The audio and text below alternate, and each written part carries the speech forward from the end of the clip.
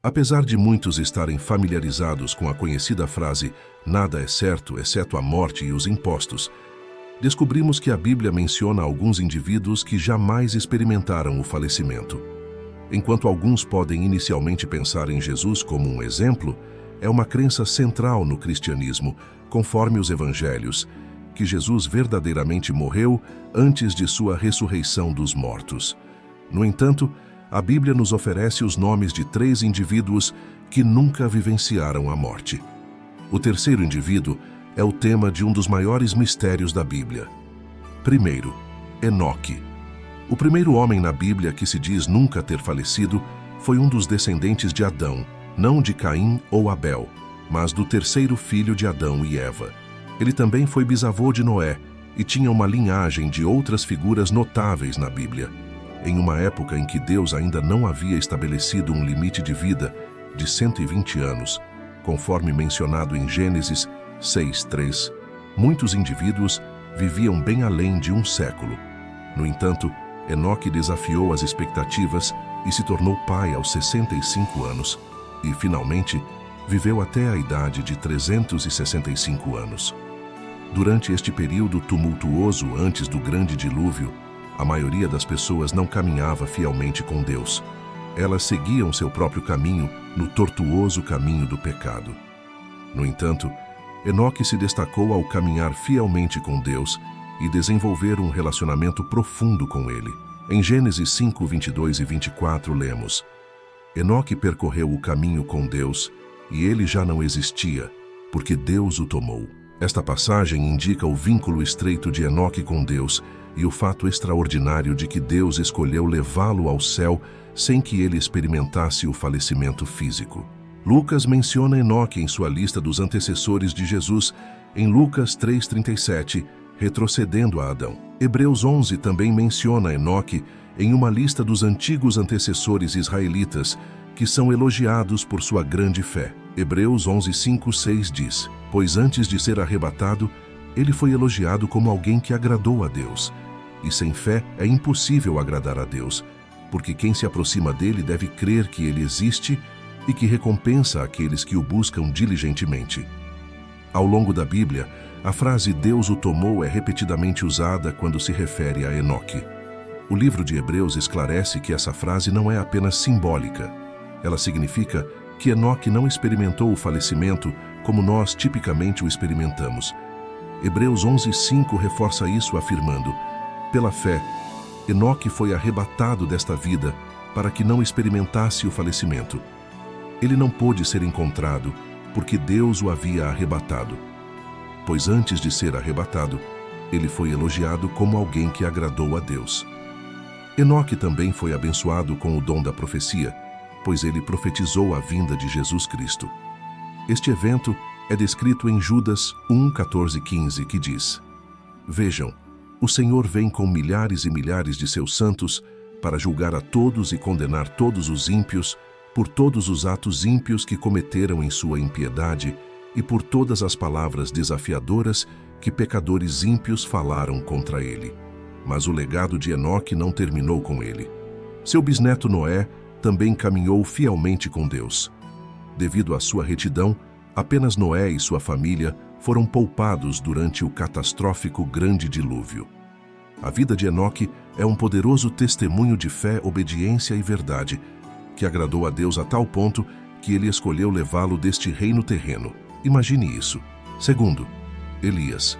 A figura mais popular na Bíblia que não faleceu foi um profeta durante o reinado do rei Acabe e da rainha Jezabel em Israel. Ele era conhecido por sua coragem em falar contra os ídolos e falsos deuses que o povo de Israel havia começado a adorar. Ele também realizou muitos milagres, como trazer fogo do céu para provar que o Deus de Israel era o verdadeiro Deus, segundo Reis 1:10-12.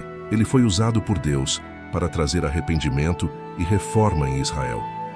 Durante esse tempo, as nações israelitas se desviaram da fé de seus antecessores, abandonando Deus para adorar ídolos pagãos. Esta mudança para a idolatria foi instigada pelo ímpio rei Jeroboão. Jezabel, a esposa do rei Acabe, era particularmente devota à adoração de ídolos e influenciou seu marido a construir um templo para o deus pagão Baal. Este movimento levou muitos israelitas a se afastarem da adoração ao verdadeiro Deus. Testemunhando o declínio espiritual de sua nação, o profeta Elias se levantou contra a impiedade do rei Acabe, exortando-o a se arrepender e retornar ao Deus de Israel.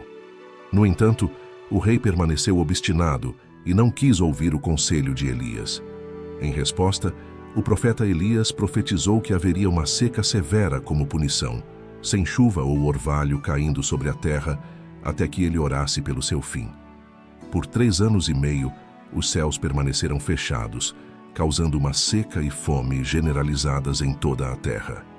A história de Elias não falecendo e indo direto para o céu é ainda mais clara e dramática do que a de Enoque.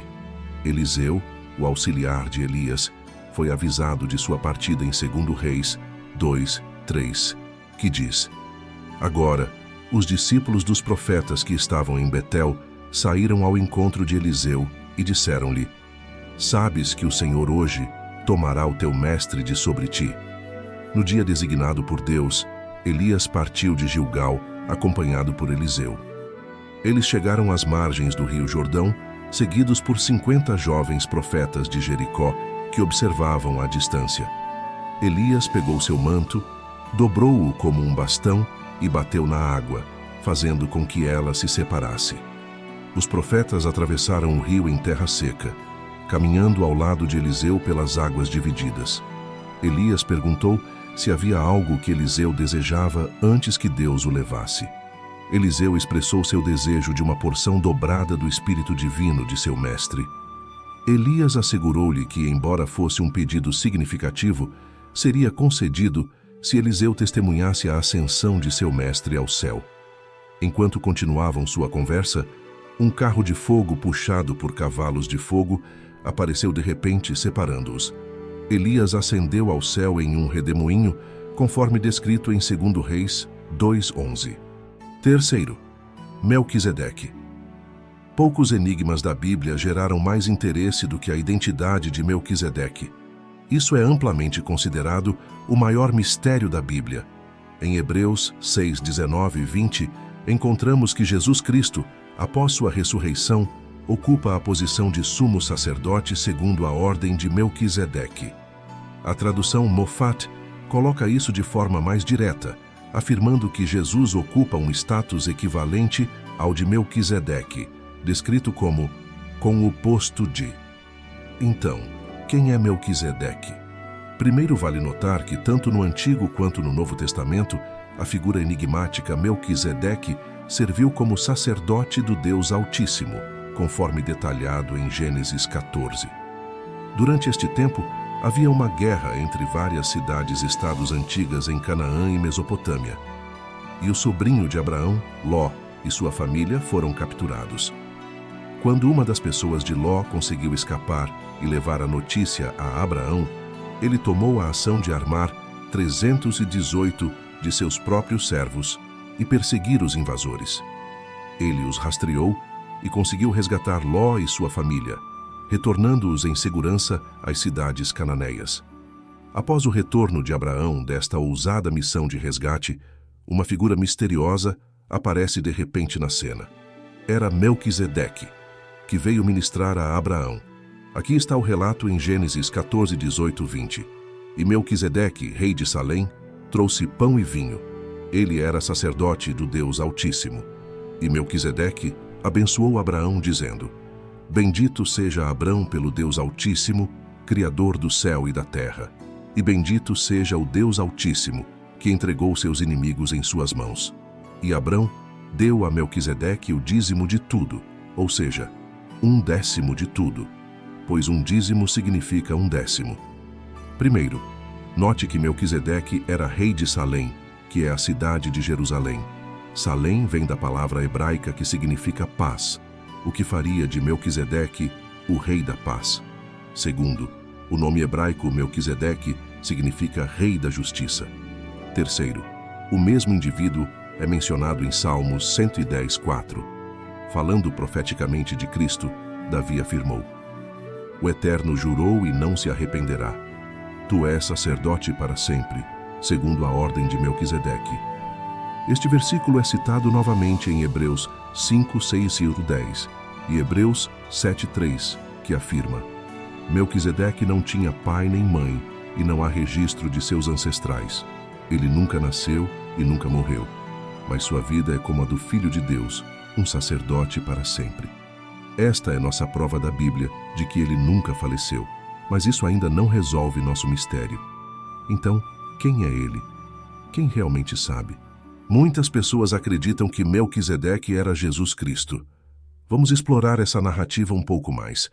Em Hebreus 7, 20 e 21, Deus fez um juramento de que Cristo seria sempre sacerdote para sempre. O texto diz: o Senhor jurou e nunca mudará de ideia.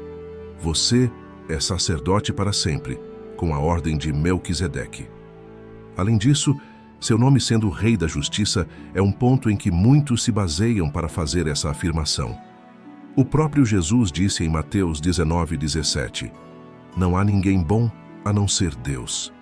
A autossuficiência humana é diante de Deus como trapos imundos. Ninguém pode ser justo, exceto Deus. Portanto, para o nome de Melquisedeque significar Rei da Justiça, isso dá alguma vida a essa narrativa. De volta a Hebreus 7, lembre-se de que este homem era o Rei da Paz. Salém, de onde Jerusalém recebeu o nome, significa paz. E lembre-se de que Jesus é chamado de Príncipe da Paz, significando que nenhum ser humano poderia ser o Rei da Paz.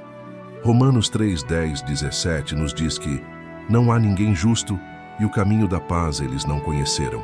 Então, como um homem pode ser tanto o Rei da Justiça quanto da paz? Além disso, o fato de que Melquisedeque não tinha mãe, pai ou descendência.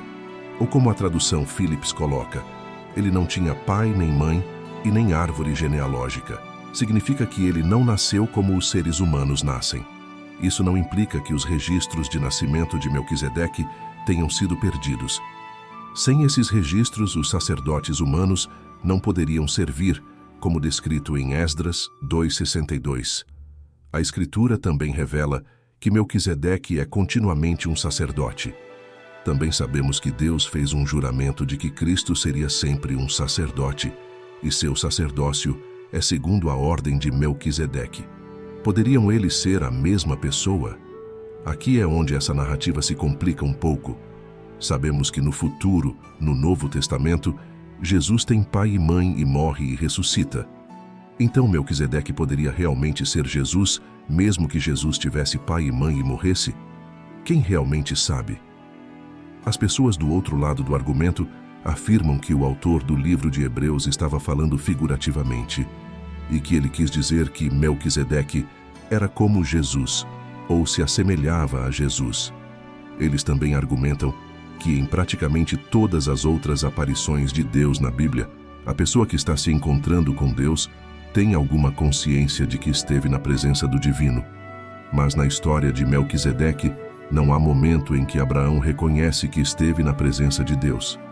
É verdade que Melquisedeque aparece e desaparece abruptamente da narrativa, mas não há nada em Gênesis 14 que explicitamente nos leva a ver que o próprio Deus esteve presente.